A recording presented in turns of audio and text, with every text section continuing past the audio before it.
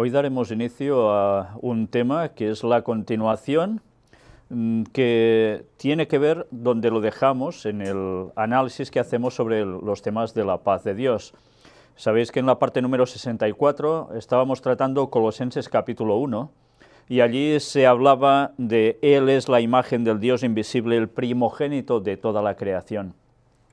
Y después de haber comentado ya algo sobre esto, va a ser ahora un tema que precisamente viene enlazado con este, para dar amplitud a qué quiere decir este texto. No solo este texto, sino a todo lo que va a implicar quién es Cristo, cuál fue su naturaleza. Y veremos que cuando hablamos de naturaleza de Cristo deberemos especificar además conceptos al respecto. El tiempo de hoy será limitado, pero sabed que es un tema que va a dar para bastantes predicaciones. Y es porque lo tocaremos en distintas fases, en distintos modos.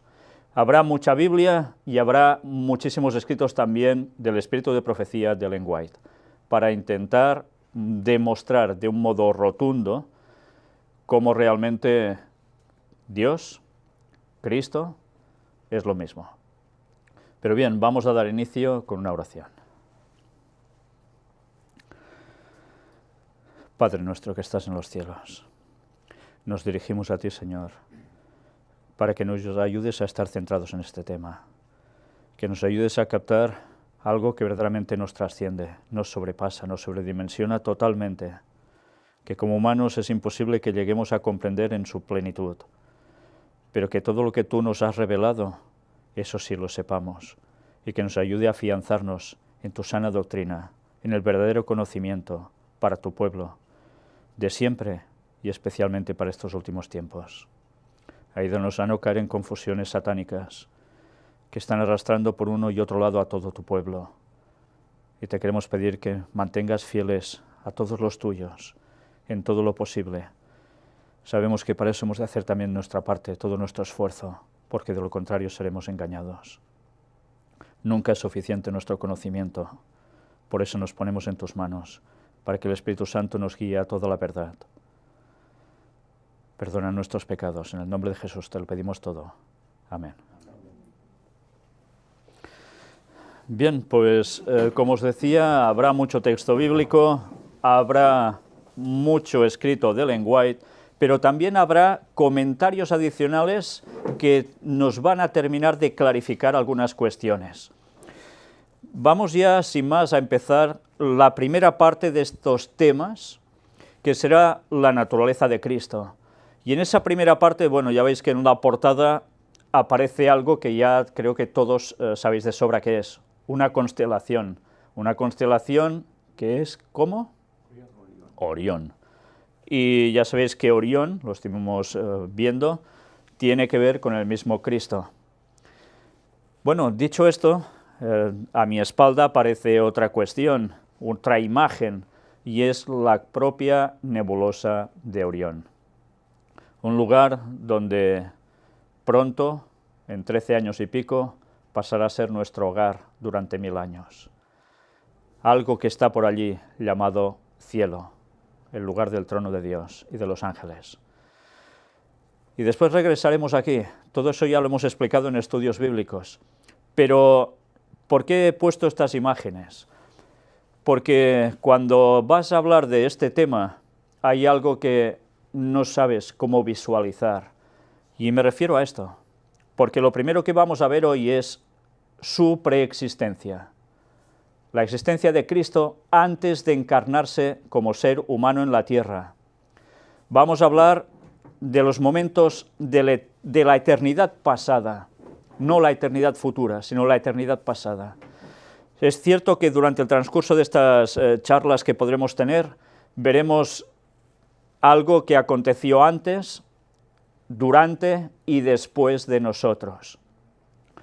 Y alguna cosa podremos vivir del futuro con Dios y con Cristo, pero hay cosas del pasado que debemos remitirnos a los textos bíblicos y también a la inspiración a través de Ellen White para poder comprenderlas, porque si no, nos vamos totalmente en mente y podemos divagar y empezar a creer cosas que no son correctas.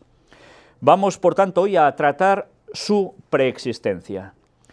Y me gustaría que si tenéis Biblia lo siguierais conmigo, ya sé que hay distintas versiones y siempre pueden dar matices distintos a la cuestión, pero vamos a hacer un recorrido ahora de los textos, no todos evidentemente, pero de muchos de los textos que hay, empezando por Génesis y terminando siguiendo la lectura de los libros de la Biblia, que tienen que ver precisamente con la preexistencia de Cristo.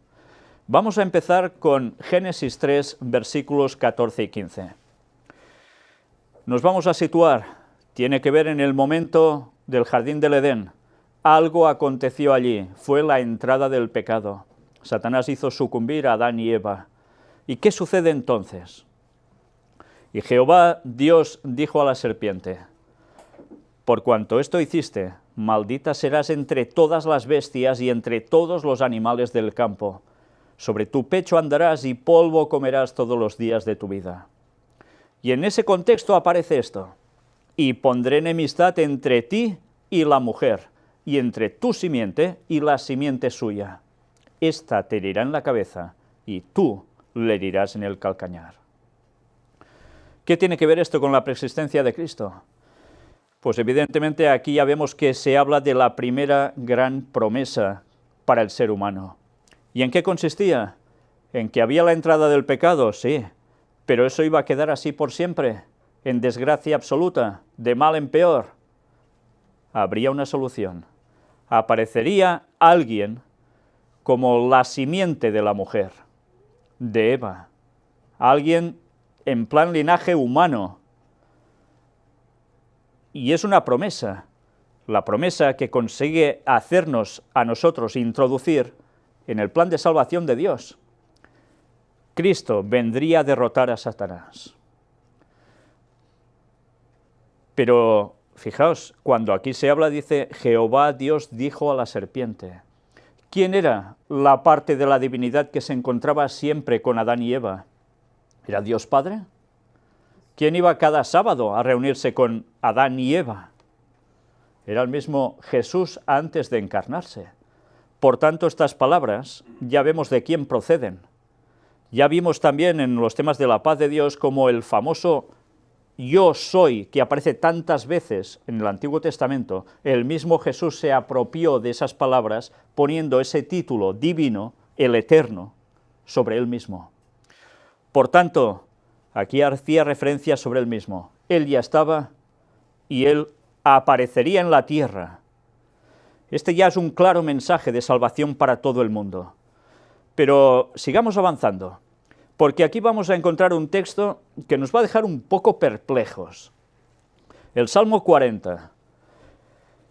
Seguramente en vuestras Biblias aparece esto que veis aquí. Versículos del 6 al 8. Principalmente nos centramos en el 6. Sacrificio y ofrenda no te agrada. Has abierto mis oídos. Holocausto y expiación no has demandado. Pero sigue añadiendo. Entonces dije, he aquí vengo, en el rollo del libro está escrito de mí. El hacer tu voluntad, Dios mío, me ha agradado y tu ley está en medio de mi corazón. Claro, esto es un salmo escrito por un hombre, pero ¿hace referencia a qué? ¿A un hombre cualquiera? ¿Quién se apropió de estas palabras y se las aplicó a él mismo? Pues el mismísimo Jesús. Cuando se levanta en la sinagoga, lee y dice esto y otras cosas. Bueno, pues centrémonos ahora en el versículo 6, porque diréis, bueno, esto está muy bien, podía hacer referencia en que él aparecería, pero ¿cómo aparecería?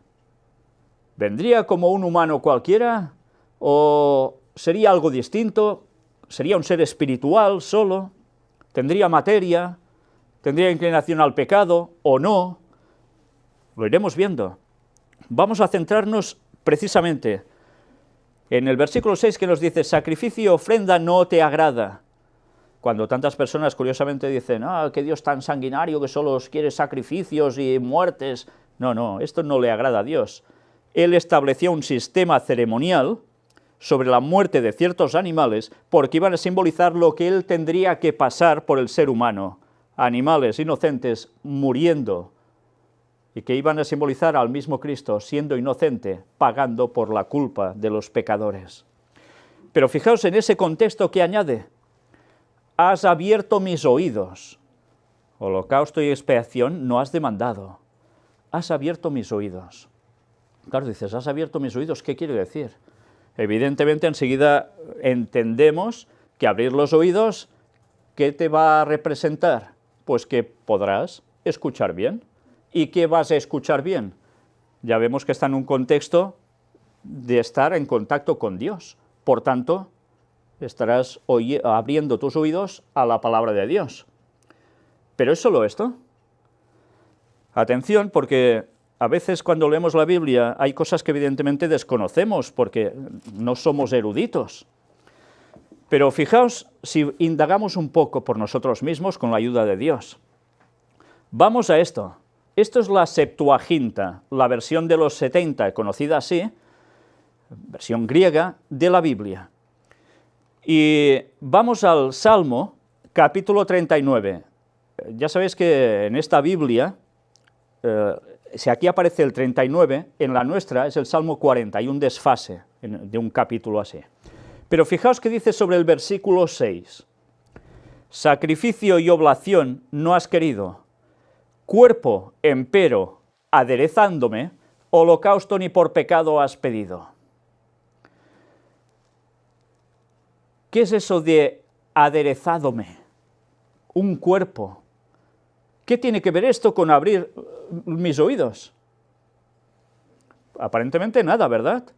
¿Y por qué aquí se traduce así? Y en nuestras Biblias aparece de otro modo. Bueno, fijaos cómo en hebreo es donde dice orejas, o también podría ser traducido como oídos. ¿Por qué hay esta diferencia? Fijaos que aquí nos habla de aderezar un cuerpo. Vamos al comentario bíblico adventista, donde nos dice en el tomo 3 una explicación sobre el Salmo 40. Y nos hace referencia a algo que escribió Pablo en el libro a los Hebreos, o la carta a los Hebreos, capítulo 10, versículos del 5 al 7, que hace referencia a Pablo mientras escribe al mismo Salmo 40, versículo 6. En este caso, en la Septuaginta, Salmo 39, 6. En Hebreos 10, del 5 al 7, se cita Salmo 40, del 6 al 8. Pero se cita de la Septuaginta, o de la versión de los 70, y no del hebreo. ¿Por qué Pablo hace eso? En vez de la frase, has abierto mis oídos, en Hebreos 10:5 se lee, mas me preparaste cuerpo. Qué cambio, ¿no? Esta es la forma que se lee en los manuscritos vaticano, sinaítico y alejandrino de la Septuaginta. Y cuidado porque nos hace como referencia ver un escrito de Ellen White en la página 14 del libro El deseado de todas las gentes. Ya lo veremos también.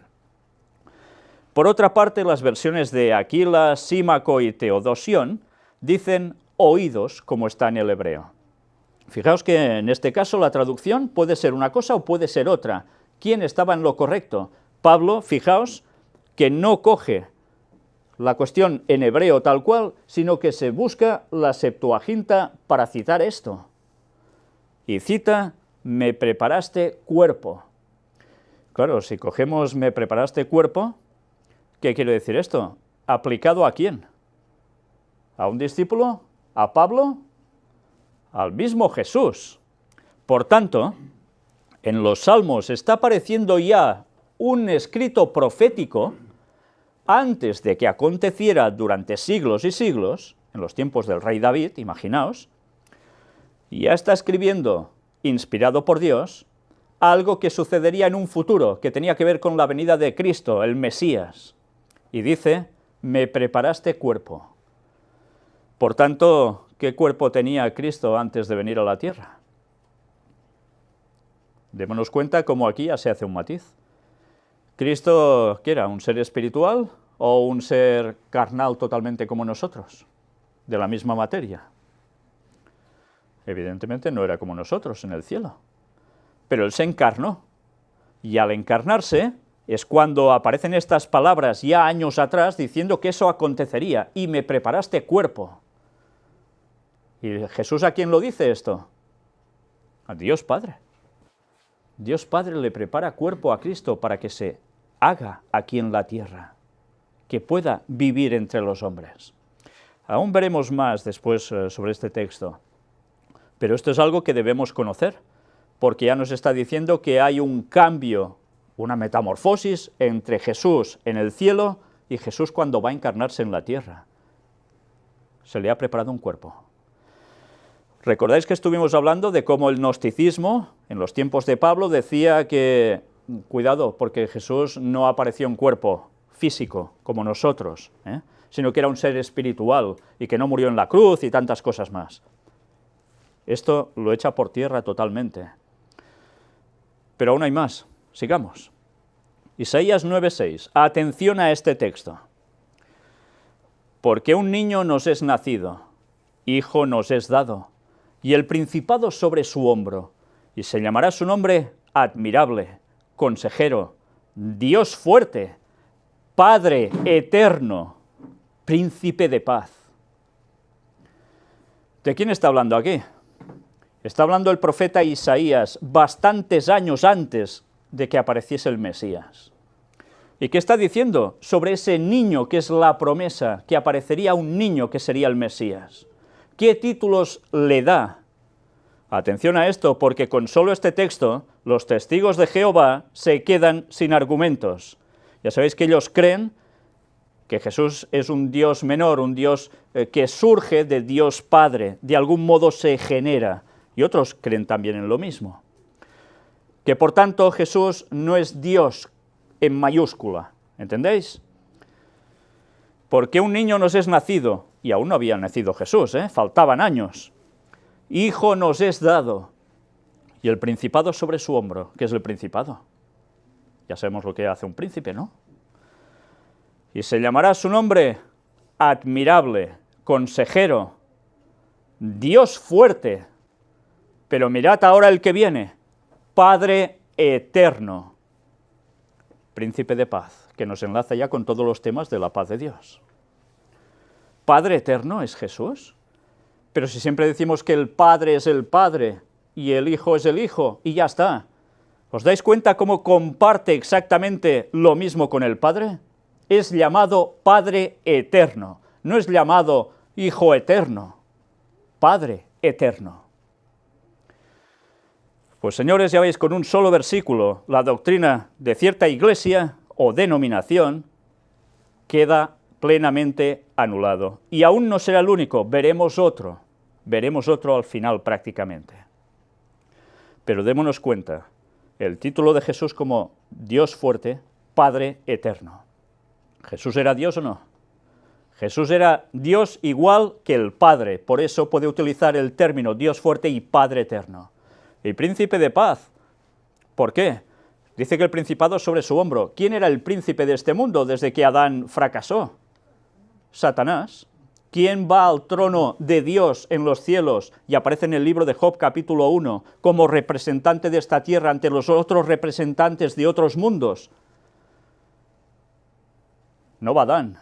Adán ya estaba muerto. Adán había fracasado. Alguien usurpa su lugar, el príncipe de este mundo. ¿Y quién era? Satanás, que Jesús mismo lo dejó clarísimamente expuesto. Pero aquí alguien ya empieza a cambiar las cosas. Recordemos cómo Jesús también habla sobre ese príncipe de ese mundo que ya no tiene nada en él, porque el auténtico príncipe de este mundo pasaba a ser Cristo, que terminará siendo el Rey plenamente. Bien, pues si solo con esto ya no es para darnos cuenta que Jesús es eterno como el Padre, por eso dice Padre eterno, ¿y la eternidad tiene principio? La eternidad no tiene principio. ¿Vosotros lo entendéis? Yo no. Y quien lo entienda, pues mejor para él, pero no se nos ha revelado cómo es eso, cómo la eternidad no tiene principio. Es algo que se nos escapa totalmente. Pero de lo que sabemos podemos hablar. Y eso es lo que nos debe fortalecer. Por tanto, Jesús es Padre eterno, desde siempre, sin origen, Sigamos, Isaías 42, versículo 1. He aquí mi siervo, yo le sostendré, mi escogido, en quien mi alma tiene contentamiento. He puesto sobre él mi espíritu, él traerá justicia a las naciones. ¿A quién hace referencia también aquí? Al mismo Jesús. ¿No es Jesús el que iba a traer justicia a las naciones? ¿No es el que terminará imponiendo justicia sí o sí? Pues está haciendo referencia a Jesús. Y dice que puso sobre él su espíritu, el Espíritu Santo sobre él. Recordemos que Jesús, cuando estuvo en la tierra, ¿él tenía noción desde pequeñito que era Dios? No. ¿Él tenía noción de lo que debería ir haciendo a medida que fue creciendo? Sí, porque el Espíritu se lo mostraba, gracias a que el Espíritu Santo había sido puesto sobre él por parte de Dios Padre. Pero una vez más aquí nos está haciendo referencia a algo que acontecería en un futuro, porque Jesús aún no había nacido en los tiempos de Isaías, pero que una vez más nos habla de alguien que ya estaba antes. Sigamos. Ahora ya vamos al Nuevo Testamento, Mateo capítulo 1, versículos del 18 al 25. El nacimiento de Jesucristo fue así. Estando desposada María, su madre, con José, antes que se juntasen, se halló que había concebido del Espíritu Santo. ¿Qué quiere decir antes que se juntasen? ¿Que solo se hablaban desde un balcón a la acera? No. Quiere decir, antes de que se juntasen, en acto conyugal. Porque evidentemente ya se conocían. Pero en esos momentos ya se dan cuenta que ella había concebido del Espíritu Santo, no de José. José, su marido, como era justo y no quería infamarla, quiso dejarla secretamente. Fijaos que además no quería infamarla, la quiso dejar secretamente, incluso para que ella no sufriera ningún vituperio por parte de su entorno. José era un hombre de verdad íntegro. Y pensando él en esto, aquí un ángel del Señor le apareció en sueños y le dijo: José, hijo de David, no temas recibir a María tu mujer, porque lo que en ella es engendrado del Espíritu Santo es. Bueno, esto ya tiene que empezarnos a hacer pensar, sobre todo a las personas que hablan de Jesús exactamente igual como cualquiera de nosotros.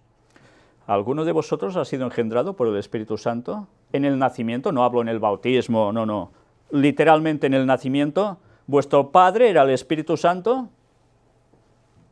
Quien diga que sí, pues está alucinando, porque eso no es verdad. Todos hemos tenido un padre y, gracias a Dios, casi todos hemos podido conocer a nuestro propio padre, ¿no? Cada uno el suyo, evidentemente. Pues aquí nos dice que fue engendrado del Espíritu Santo. Y mirad qué nos dice ahora: y dará a luz un hijo, y llamará su nombre Jesús, porque él salvará a su pueblo de sus pecados. Jesús, que significa Salvador. Una vez más, ahora aquí me he de detener con algo que se comentaba en la escuela sabática, los nombres en hebreo. Solo se puede decir en hebreo Jesús, tiene que ser Yoshua, si no, no se puede decir. Que los nombres no se pueden traducir, llegan a decir.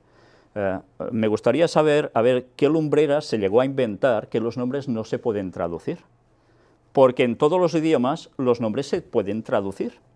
Pero sabéis, como hay gente que es ignorante y quiere seguir siendo ignorante, les va bien que alguien ha dicho ese concepto para abrazar este concepto de decir, pues no se puede cambiar y solo hay que decir Yoshua. Y que Jesús significa, bueno, ni os lo digo, pues salvajadas. Una vez más, los judaizantes la están liando, como en los tiempos de Pablo. La historia no cambia para nada, se repite, y ahora peor que antes. Jesús salvará a su pueblo de sus pecados. Todo esto aconteció para que se cumpliese lo dicho por el Señor por medio del profeta cuando dijo: He aquí una virgen concebirá y dará a luz un hijo y llamará su nombre Emmanuel, que traducido es Dios con nosotros. Emmanuel, aún queda en los términos españoles el nombre de Manuel. Manuel, en definitiva, es el Emmanuel, Dios con nosotros. Pues ya dice que lo decía el profeta anteriormente. Y en María se cumplió esto como un hecho, al tener a Jesús.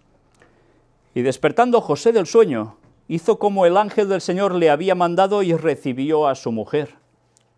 Fijaos, qué coraje también, el de José, que podía decir, bueno, sí, esto me lo dice un ángel, pero yo qué sé, ¿no? Igual ha sido... No, él tenía claro que esto venía de parte del Señor y que ese ángel era del Señor y que lo que le decía no era ninguna bobada, era cierto. Y bien, ¿qué esperaba el pueblo judío durante años y años y años? Que el Mesías naciera. ¿Y cuándo tenía que nacer el Mesías? ¿No lo sabían ellos?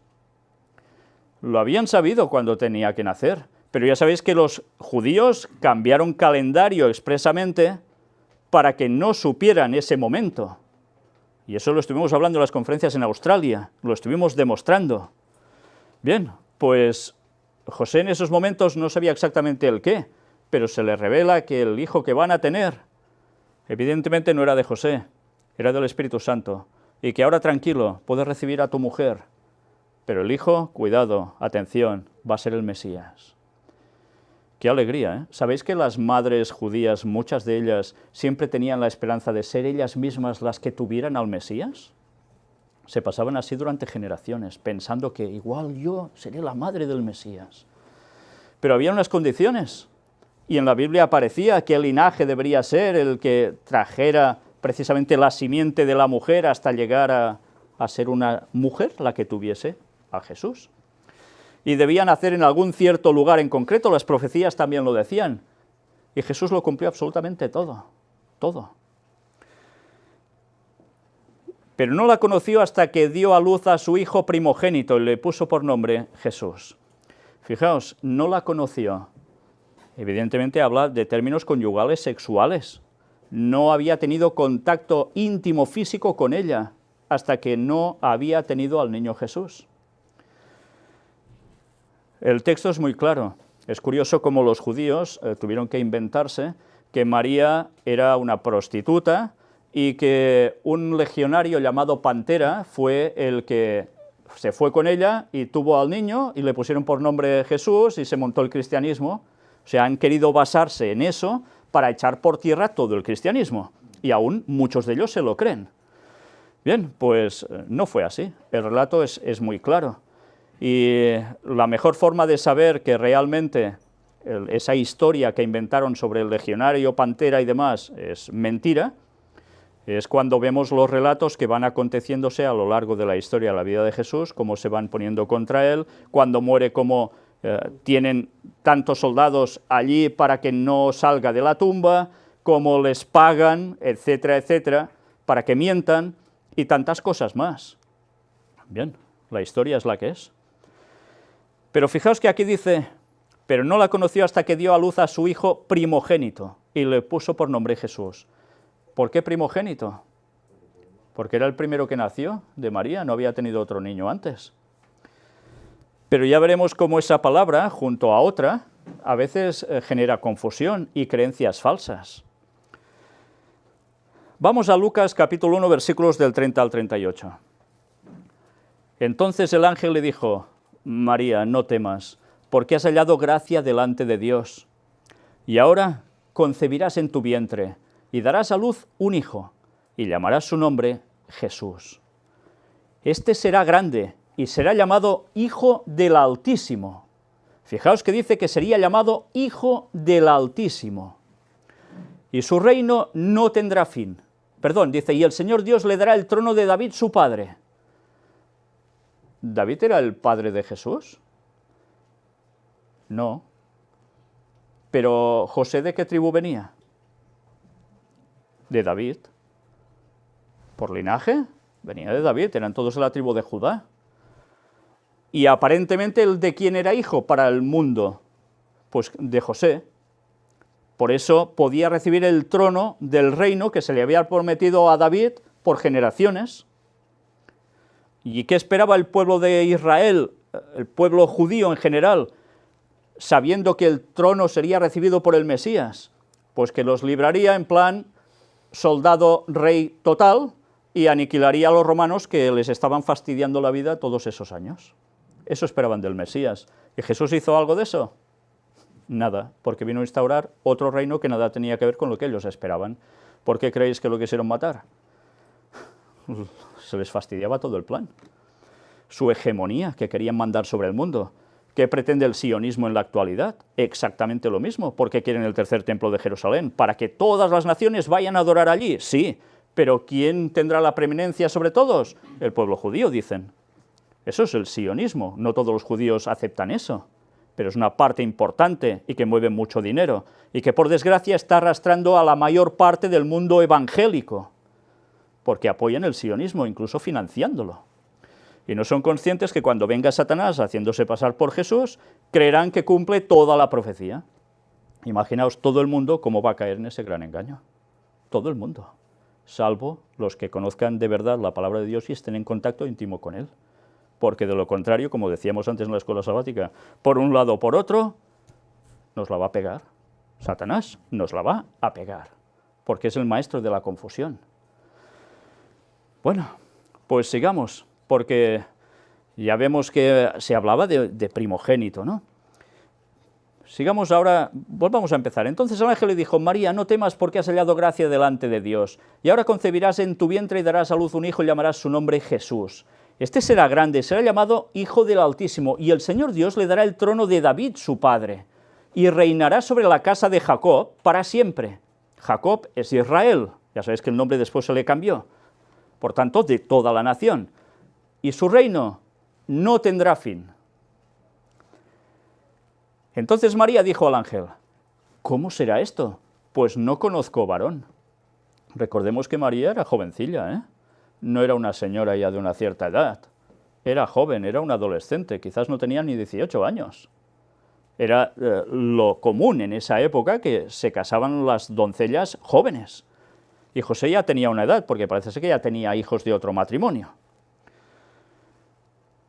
Pues mirad ahora lo que nos va añadiendo.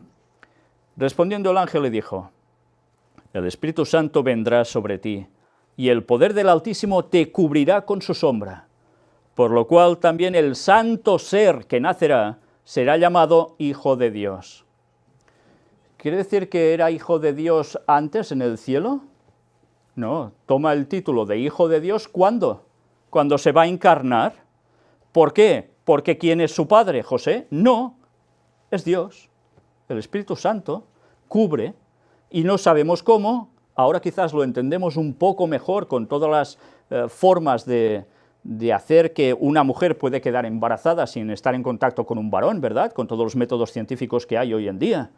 Algo le puso allí, llamarle esperma, no sé, y entonces se junta la parte del Espíritu Santo que ha puesto allí, parte divina, con quien le da el cuerpo, el físico, María, la parte humana. Una vez más, gracias a Dios que Ron Wyatt pudo mostrarlo de la sangre de Jesús, la sangre viva, y la historia de los cromosomas, que aún tantos no quieren creerse, y que gracias a Dios ya pudimos comprobar la autenticidad con todas las pesquisas que tuve que hacer. Por tanto, ¿qué había en esa sangre? ¿Cromosomas de parte femenina? Sí. ¿Y de parte de padre? Ya solo aparecía uno. Qué cosa tan extraña. ¿Nosotros hemos nacido así? ¿Verdad que no? Pues Jesús es exactamente igual como nosotros. ¿Fue como humano exactamente igual como nosotros? No, y hay una diferencia del punto de partida. Sigue diciendo: y aquí tu parienta Elisabet, ella también ha concebido hijo en su vejez, y este es el 6º mes para ella, la que llamaban estéril, porque nada hay imposible para Dios. Fijaos, Elisabet, también su prima, ¿de qué linaje venían? De sacerdotes. ¿Y a quién tiene como hijo? A Juan, que terminó siendo Juan el Bautista. Y eran primos con Jesús. Y además dice que era estéril. ¿Y Dios era estéril? Sí. ¿Y a Dios le importó eso?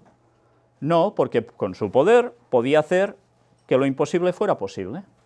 Y tuvo también a un niño cuando era imposible tenerlo en esos tiempos. Juan el Bautista vino como el segundo Elías. Tenía que preparar el camino ¿de quién? Del Mesías, de la aparición de Jesús. ¿Qué tendrá que hacer el tercer Elías? ¿Os dais cuenta? Lo mismo. Entonces María dijo: he aquí la sierva del Señor, hágase conmigo conforme a tu palabra. Y el ángel se fue de su presencia.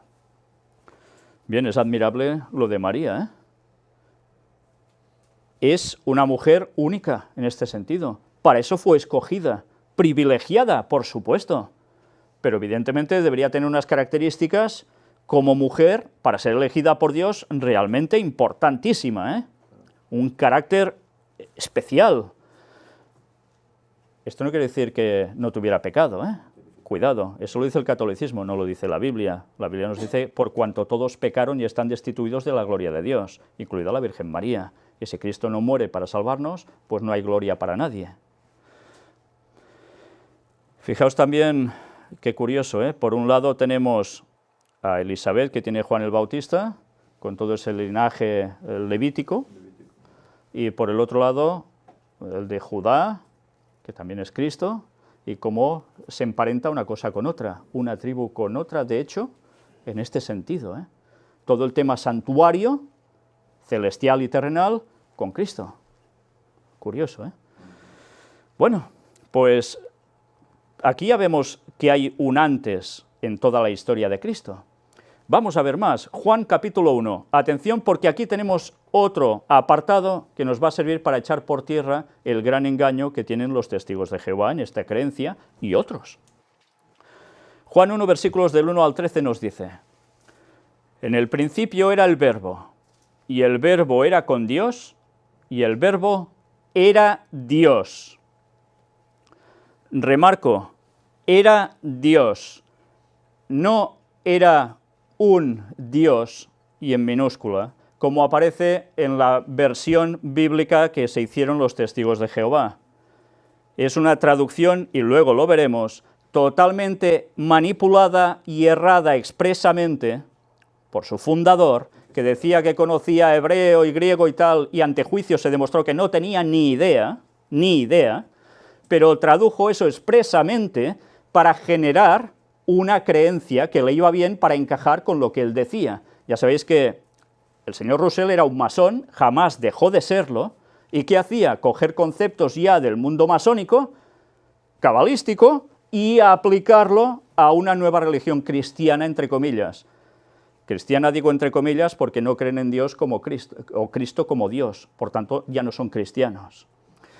Pero bien, hay gente sincera en todas partes, y espero que vean la verdad y la sigan, porque Dios tiene pueblo aún en todas partes, ¿eh? No pensemos que porque nosotros sabemos que esto no es así, ya somos salvos y los otros no. Cuidado, ¿eh? Todos debemos procurar por nuestra salvación. Su título es versión del Nuevo Mundo, ¿eh? Sí, es versión del Nuevo Mundo, sí. Nuevo orden mundial. Nuevo Mundo, Nuevo Orden Mundial, del cual han hablado últimamente bastante en los folletos que han repartido por todo el mundo, favoreciendo el Nuevo Orden Mundial, además, por si fuera poco, sí. En el principio era el Verbo. Juan, cuando empieza su evangelio, está describiendo el principio ¿de qué? De los tiempos. ¿Qué tiempos? Pues di en el principio para decir algo. En el principio, en la eternidad pasada, califícalo de algún modo, era el Verbo. Y el Verbo era con Dios. Y el Verbo era Dios, también era Dios. No un diosecillo, era Dios. Este era en el principio con Dios, en el principio. No sabe cómo expresar esto el Juan, lo está diciendo como puede, para entender que es algo del pasado, de lo más lejano. Todas las cosas por él fueron hechas, y sin él nada de lo que ha sido hecho fue hecho. Está hablando del Creador. El Verbo es el Creador. ¿Cómo crea en los 6 días? A través de la palabra del Verbo. No utiliza manos para hacer cosas, solo cuando forma al hombre, ¿eh? Es interesante esto, ¿eh? En él estaba la vida, y la vida era la luz de los hombres. En él estaba la vida. El Verbo, en él estaba la vida. ¿La vida le concede a alguien? ¿A él? ¿Alguien le da la vida a él? No, en él estaba la vida. y la vida era la luz de los hombres. ¿A quién está haciendo referencia aquí? A Jesús. Y nos sigue diciendo, la luz en las tinieblas resplandece, y las tinieblas no prevalecieron contra ella. ¿Pudieron prevalecer contra Jesús las tinieblas? No. Hubo un hombre enviado de Dios, el cual se llamaba Juan. Fijaos que aquí volvemos con el tema de Juan Bautista. Este vino por testimonio, para que diese el testimonio de la luz, a fin de que todos creyesen por él. Por tanto, Juan el Bautista fue puesto por Dios expresamente como segundo Elías, ¿para qué? Para que la gente creyera a través de él en que el que iba a venir era el Mesías. Fijaos que nos añade aquí, no era él la luz, sino para que diese testimonio de la luz. O sea, Juan Bautista no era la luz, no era el Mesías, él debía dar el testimonio del que vendría. ¿Y qué haría? Pues prepararle el terreno. Aquella luz verdadera que alumbra a todo hombre venía a este mundo. En el mundo estaba, y el mundo por él fue hecho, pero el mundo no le conoció. Mirad qué textos tan interesantes. Aquella luz verdadera que alumbra a todo hombre venía a este mundo. Por tanto, Dios como luz, la característica de luz, no solo en el sentido de contra las tinieblas y tal, sino como luz verdaderamente, gloria. ¿Y qué hizo? Alumbra a todo hombre, venía a este mundo. Está diciendo que estaba allí y vendría a este mundo. Estaba en el cielo, vendría aquí, a alumbrar. ¿Y qué más nos dice? En el mundo estaba, porque nació aquí, estuvo entre los hombres Jesús, y el mundo por él fue hecho. ¿Cómo puede ser? ¿Jesús hizo el mundo antes de nacer? ¿Recordáis alguna escena en la cual los fariseos, y lo estuvimos comentando en los temas de la paz de Dios, se las tuvieron con Jesús porque él les decía antes que Abraham fuese yo soy? Y utilizó yo soy, como en el Antiguo Testamento haciendo referencia al Eterno, a Dios, el Creador. Por eso querían matarlo. Se hacía igual a Dios y encima Creador. El mundo por él fue hecho, pero el mundo no le conoció. Qué fuerte, ¿eh? Jesús, que es el que lo ha creado todo, viene aquí, ha hecho al ser humano y los seres humanos y su propio pueblo, entre comillas, no lo conoció. ¿Por qué no lo conoció? ¿No lo vieron? Sí, lo vieron y estuvieron en contacto con él, pero no lo conocieron. ¿Por qué? ¿Qué es conocer en la Biblia? Lo hemos visto, esa relación tan íntima entre hombre y mujer, no la habían tenido con él. Por tanto, lo desecharon. No era el Mesías que ellos querían otro tipo de Mesías. Y desecharon a su propio Creador, al Creador de todo. A lo suyo vino y los suyos no le recibieron. Fijaos que dice, no dice a los suyos vino, sino dice a lo suyo vino. ¿A qué vino? Pues a por su asunto. ¿Y cuál era eso? El plan de salvación. Él venía por eso, a salvar al ser humano. Y va y los suyos no le recibieron. No habla ya de gente de otros pueblos lejanos, porque Jesús se movió por donde se movió. Habla de los suyos, el pueblo hebreo, el pueblo judío, y no lo recibieron. Mas a todos los que le recibieron, porque hubo algunos que sí, gracias a Dios, a los que creen en su nombre, les dio potestad de ser hechos hijos de Dios. Fijaos, él hemos visto cómo es llamado Hijo de Dios, Hijo del Altísimo, cuando se encarna. ¿Y qué privilegio nos da a todos gracias a lo que hizo por nosotros aquí? Que todos podamos ser llamados también hijos de Dios, no con mayúscula, como él, pero sí hijos de Dios. Volvemos a estar unidos con él. Los cuales no son engendrados de sangre, ni de voluntad de carne, ni de voluntad de varón, sino de Dios. Anda. ¿Por qué está diciendo esto? Nosotros no hemos sido engendrados por un padre y una madre, y no llevamos linaje de sangre también en nuestras venas. No ha habido voluntad de carne entre hombre y mujer para que salgamos, ni de voluntad de varón, dice aquí. Claro que ha habido eso, pero ¿por qué dice que no? Pues porque Dios desde siempre sabe quiénes van a ser los suyos antes de que nazcan. Y simbólicamente somos hijos de Dios engendrados por Él. ¿Por qué dice en otros lugares sois dioses? Por lo mismo. No es que seamos dioses que podamos crear, pero somos considerados hijos de Dios, por tanto, como dioses. Una gran diferencia con lo que dice el mundo de la nueva era, ¿eh? Nada que ver.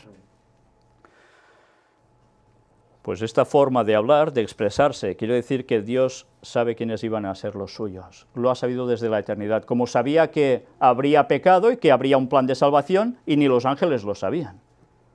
Desde los tiempos eternos, Él sabe quién va a ser el suyo, los suyos. Pues ahora vamos a aclarar el término el verbo era Dios. Fijaos el que aparece en el comentario bíblico, el tomo 5, adventista. El verbo era Dios. Y esto es interesante que se conozca, porque, claro, no todos sabemos de idiomas griegos, hebreos y demás, ni cómo está estructurado ese idioma gramaticalmente. En griego, la ausencia del artículo definido delante de la palabra Dios hace que sea imposible traducir esta declaración como Dios era el verbo. Traducirla así sería igualar a Dios con el verbo, limitando así la deidad exclusivamente al verbo. Los dos términos, verbo y Dios, no son enteramente intercambiables. Sería tan erróneo decir que Dios era el verbo como decir que el amor es Dios, o que la carne fue hecha el verbo. Aunque aquí en el versículo 1 a la palabra Dios le falta el artículo definido, lo cual en griego suele indicar que debe añadirse el artículo indefinido, sin embargo tiene un sentido definido. La declaración no se puede traducir el verbo era un Dios, como si el verbo fuera un Dios entre muchos otros dioses. En griego, la ausencia del artículo con frecuencia hace resaltar una cualidad expresada por una palabra o inherente a ella. Por lo tanto, Juan quiere decir que el verbo participaba de la esencia de la deidad, que era divino en el sentido máximo y absoluto. De esa manera, en una breve declaración, Juan niega que el verbo fuera un Dios, uno entre muchos, o el Dios, como si él solo fuera Dios. En el prólogo, versículos del 1 al 18, Juan declara el propósito que lo guiaba al escribir el Evangelio, a saber, presentar al hombre Jesús como a Dios encarnado, como aparece en Juan 1:1, narrando un acontecimiento y después otro, y registrando discurso tras discurso. Juan va fielmente en pos de ese fin. En su conclusión observa que su propósito al escribir era guiar a otros para que creyeran que Jesús es el Cristo, el Hijo de Dios, y para que creyendo pudieran tener vida en su nombre, tal como aparece en Juan 20 del 30 y 31. En la introducción de su primera epístola, otra vez Juan se refiere a su experiencia personal con el verbo, en 1 de Juan 1 del 1 al 3. Así también las palabras iniciales del Apocalipsis declaran que este es la revelación de Jesucristo. Apocalipsis 1:1. Luego nos habla aquí de unas notas adicionales y demás, y unos textos, que todo lo veremos en su momento. Cristo es eternamente Dios en el sentido supremo y absoluto del término. En cuanto a la ficción de que Jesús fue meramente un gran hombre y un buen hombre, se nos habla, a ver, una comparativa con Mateo 16:16. Sabéis que hay personas que dicen esto, ¿no? Que Jesús, Dios, no, fue un buen hombre, fue un hippie, fue un portador de bienes, fue un comunista, fue un no sé qué, un filósofo. No, pero Jesús mismo, él decía que él era el yo soy, que era Dios. Por tanto, no se puede ir con filosofadas. O vamos a la verdad o nos perdemos. Las evidencias de la deidad de Cristo son muchas e irrefutables. Se las puede resumir brevemente. 1. La vida que vivió, Hebreos 4:15 y 1 de Pedro 2:22. Lo digo por si alguien quiere molestarse, entre comillas, a buscar los textos. 2. Las palabras que habló, Juan 7:46, 14:10, Mateo 7:29. 3. Los milagros que realizó, Juan 5:20 y 14:11. 4. Las profecías que se cumplieron en él. Y de esas hay unas cuantas. Aquí nos cita Lucas 24, 26 y 27, también el versículo 44, Juan 5, 39. Luego nos hace referencia también a los escritos de Ellen White, Deseado de todas las gentes, página 740 y la 372-373. Es más, si seguís buscando datos de personas que entiendan sobre ese idioma, veréis que jamás se puede traducir como era un Dios. Jamás. Por tanto, no podemos manipular un texto bíblico para hacerle decir lo que no puede ser, cuando además toda la Biblia nos demuestra absolutamente lo contrario. En fin, espero que esto sirva para que los testigos de Jehová, los sinceros al menos que buscan, se den cuenta que lo que están creyendo es ir contra el mismo Cristo como Dios, y eso es gravísimo, porque se están jugando la salvación, porque Cristo es el único que nos puede dar la salvación, porque es precisamente el Dios que dio la ley, que vino a demostrarnos que se puede cumplir. Juan 1, versículo 14, la continuación. Y aquel verbo fue hecho carne. Jesús, cuando vino, fue hecho carne, y habitó entre nosotros, y vimos su gloria, gloria como del unigénito del Padre, lleno de gracia y de verdad. Por tanto, Jesús no vino como un ser espiritual, como un fantasmilla, para que me entendáis, etéreo. No, vino en carne.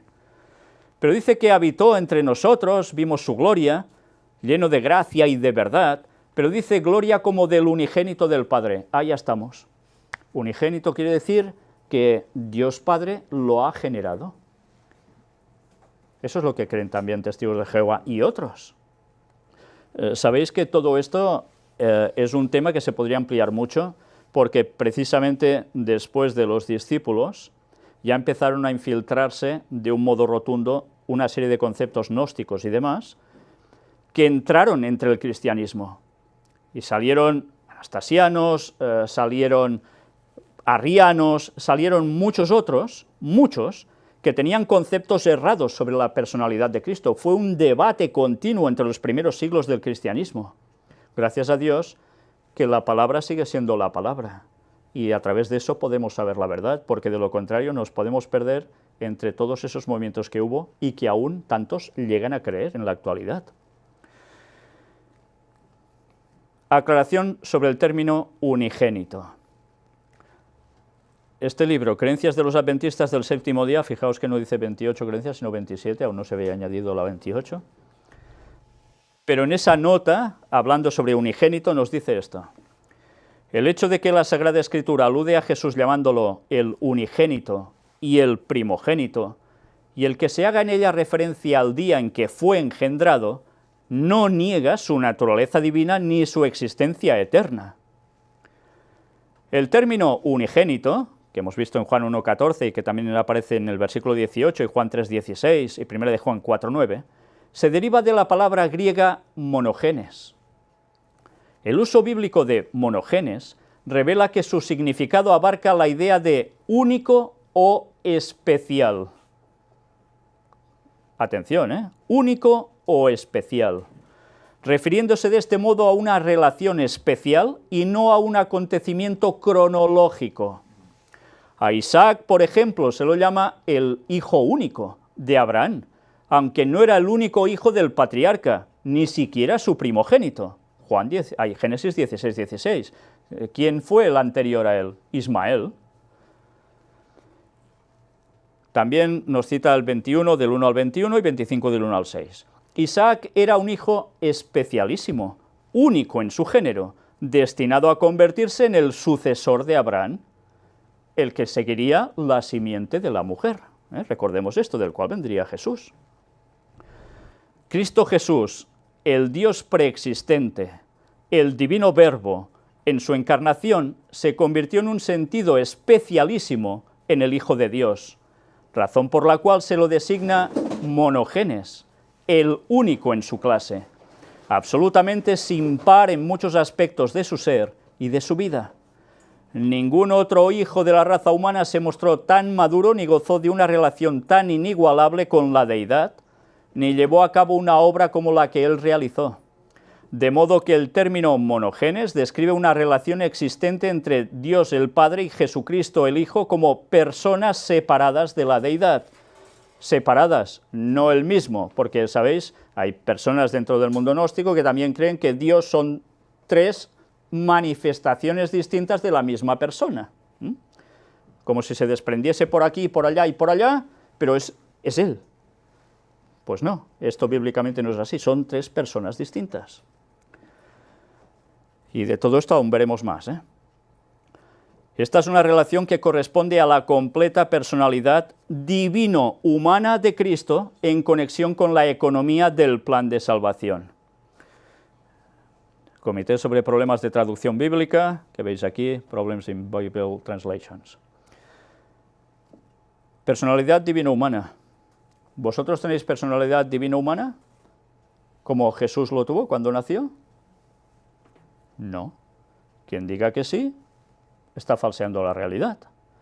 Jesús no era exactamente como nosotros, y ya de un inicio, ¿eh?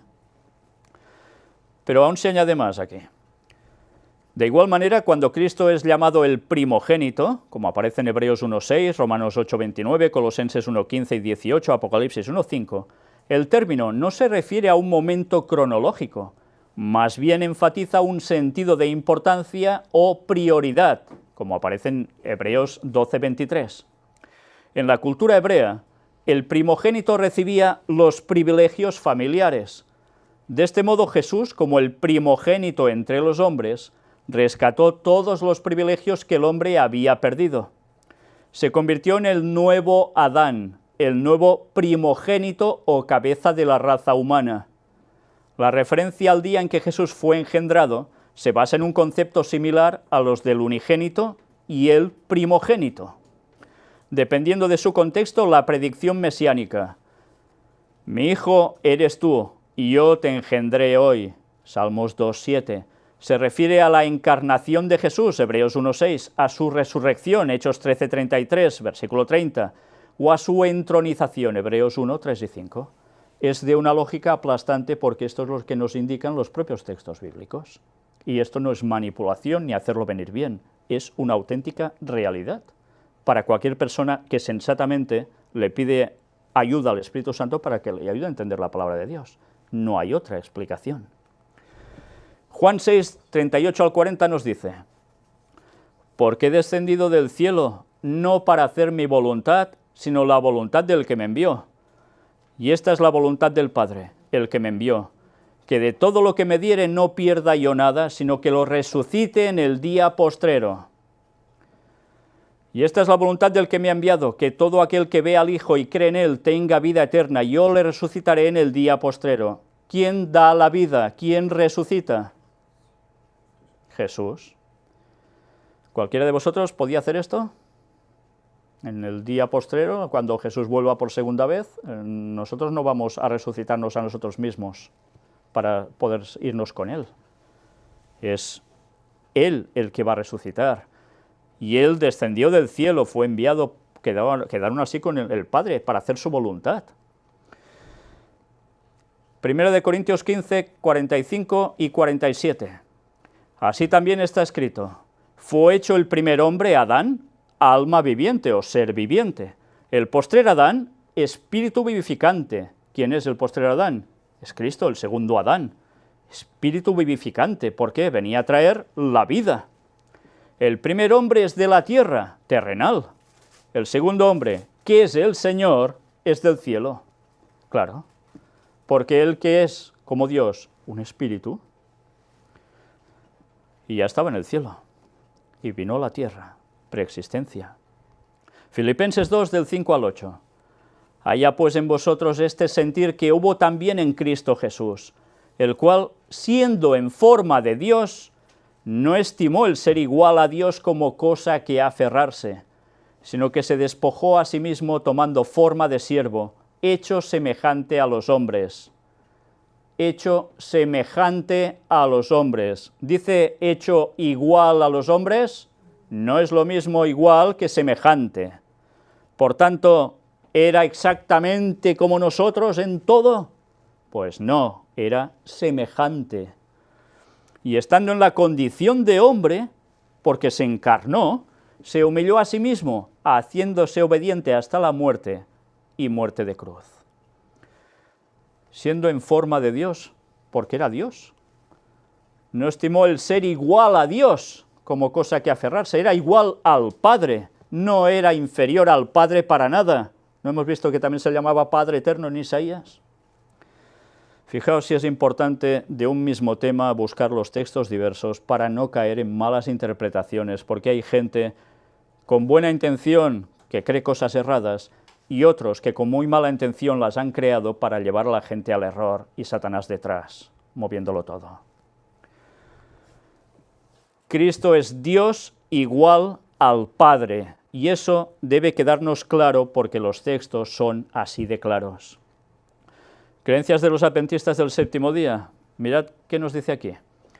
En las leyes de la gramática griega se encuentra evidencia adicional. 1. El uso inarticulado de Señor, sin estar asociado con un artículo definido. La Septuaginta traduce IHWH, ya sabéis el nombre del Señor, con un curios inarticulado. Muy a menudo cuando se encuentra un curios inarticulado en el Nuevo Testamento se refiere a Dios. Véase Mateo 7:21, 8:2, versículo 6 y versículo 25. Punto 2. Un solo artículo modifica dos sustantivos. De este modo se describe a Cristo como Dios en las frases nuestro gran Dios y Salvador Jesucristo, está hablando del mismo, es Dios y Salvador, aparece en Tito 2:13, la justicia de nuestro Dios y Salvador Jesucristo, segunda de Pedro 1:1, hace mención a Cristo. Punto 3. Cuando hay dos sustantivos y el segundo está en el caso genitivo sin un artículo, para cualquiera de los dos sustantivos, la cualidad del uno se le atribuye al otro. Así, del mismo modo como Romanos 1:17 y 18 habla de la justicia de Dios y la ira de Dios, así también se describe a Jesús como Hijo de Dios. Lucas 1:35. Por tanto, que no os engañen, Cristo es Dios igual al Padre y es semejante a nosotros, pero no igual. Y esto va a ser los próximos temas que tendremos a partir de aquí. Finalizando ya prácticamente ahora, Hebreos 5, versículo 5 y versículo 10, versículo 5, que nos dice: así tampoco Cristo se glorificó a sí mismo haciéndose sumo sacerdote, sino el que le dijo, tú eres mi hijo, yo te he engendrado hoy. ¿Os dais cuenta por qué era hijo? Hijo en la aplicación terrenal, porque ¿quién lo engendra? El Espíritu Santo, Dios lo hace aquí a través de la Virgen María. Esos conceptos bien comprendidos con el resto de textos nos encaja todo a la perfección y nos salva de creer en cosas que para nada nos van a llevar por el buen camino. Y aquí está el texto, tal como lo escribió Pablo, el primero que hemos citado de la Septuaginta.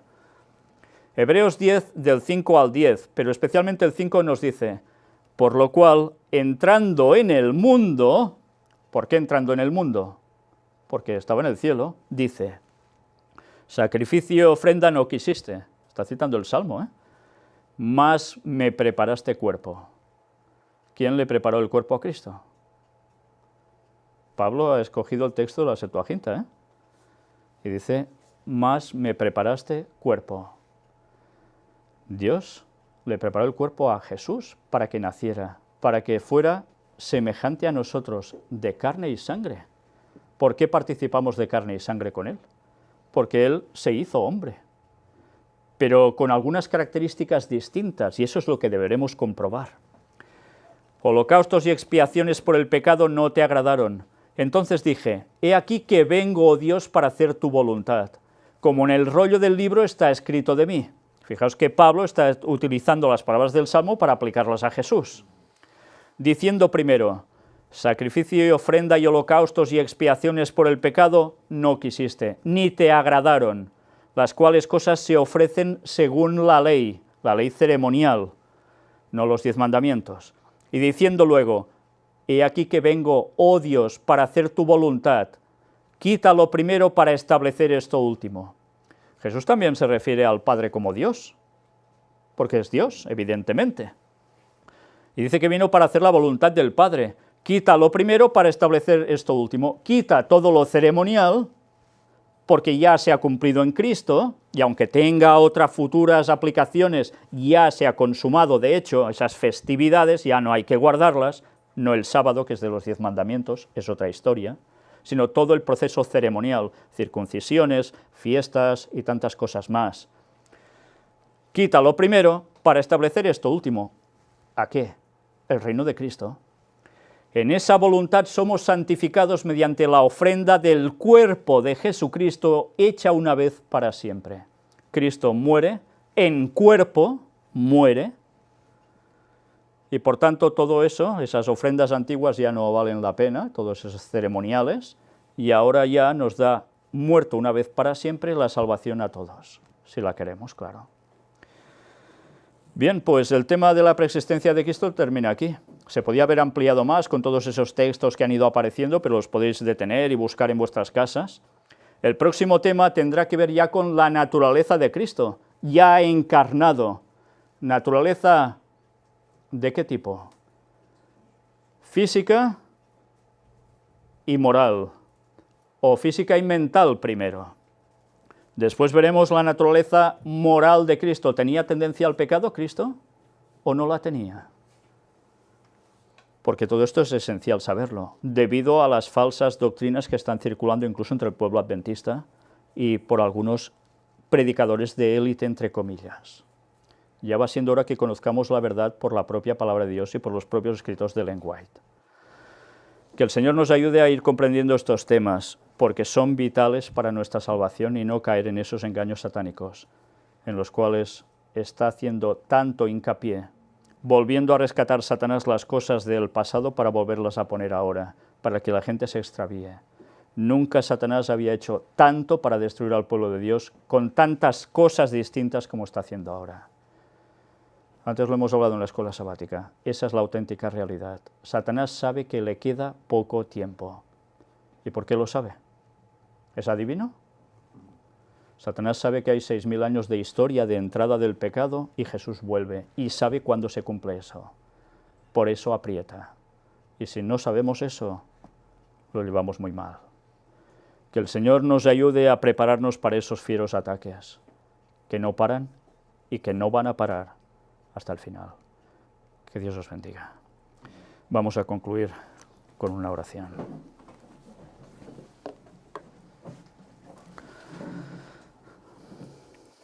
Padre nuestro, te damos gracias por la claridad de tu palabra. Te damos gracias porque sin ningún tipo de manipulaciones las verdades salen. Gracias porque el Espíritu Santo es capaz de hacernos comprender cosas que por desgracia para tantos otros quedan al margen. Gracias porque tú inspiraste a un pueblo en la tierra, al pueblo adventista, para rescatar grandes verdades que se habían extraviado. Pero Señor, también sabes que este pueblo también falla, y por eso buscas un remanente del remanente. Y por eso necesitamos ostentar todas las verdades tal cual son, cuesten lo que cuesten, digan lo que digan, pero tu palabra es la certera, y en ella debemos basarnos siempre. Ayúdanos a ser una luz para el mundo, como Cristo lo fue cuando vino.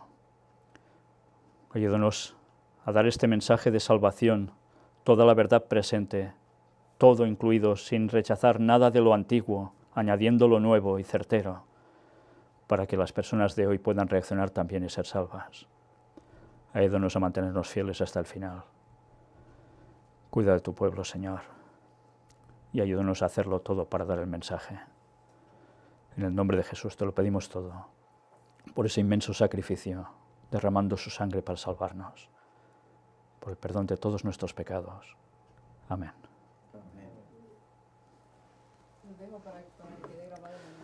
Sí, bien, antes de finalizar, quisiera hacer un anuncio. Bueno, o varios. Primero de todo decir que en octubre vamos a tener el encuentro internacional en Madrid. Va a ser, en octubre es, del 12 al 15 exactamente. Ya sabéis que el cupo ya está cerrado, como mucho dejamos hoy los que quieran ir para que nos lo digan, porque ya deberemos concretar dónde se hará, precios y demás, y os tendremos avisados. después ya también anunciar algo que no esperábamos, pero Dios lo ha dispuesto de un modo que nos ha sorprendido y ha traído una persona que aquí con nosotros, que gracias a Dios puede proporcionar los medios para que hagamos un encuentro también interamericano, de todos los países interamericanos, pero abierto a todo el resto del mundo, sean del norte o el sur de América, da igual, o de Europa o de Asia o de donde sea, para que también tengamos un encuentro en Costa Rica. Y va a ser a mediados de noviembre, si Dios quiere. Todos los que queráis asistir, ya sabéis, poneos en contacto conmigo, escribid a la web o al Facebook o a mi propio email, y a la que tengamos ya una cantidad de gente que quiere asistir, ya podremos concretar también todos los datos y decíroslo. Gracias a Dios, parece ser que los mismos que estaremos de aquí en Madrid, también prácticamente estaremos allí, en Costa Rica, y va a ser un momento especial para conocer a tantas personas que nos demuestran su cariño continuamente, que nos ayudan en tantas cosas, y que va a ser un momento para celebrar otra fiesta de tabernáculos con ellos, otra fiesta para reunirnos y estar alegres en el Señor y conocernos personalmente. Y además, como no, exponiendo temas, compartiéndolos, y que sirva para afianzar a más gente en la fe y para que otros se sigan añadiendo. Una vez más, estad atentos a nuestros comunicados y deciros también que, si Dios quiere, el lunes mismo vamos a tener la conferencia de noticias de actualidad en relación con la profecía bíblica, que va a ser extensa, pero que hay una de material que desde luego no tiene desperdicio, y que se está acumulando tanta cosa que cuesta poder hacer una conferencia de 1 horita y para casa, ¿me entendéis?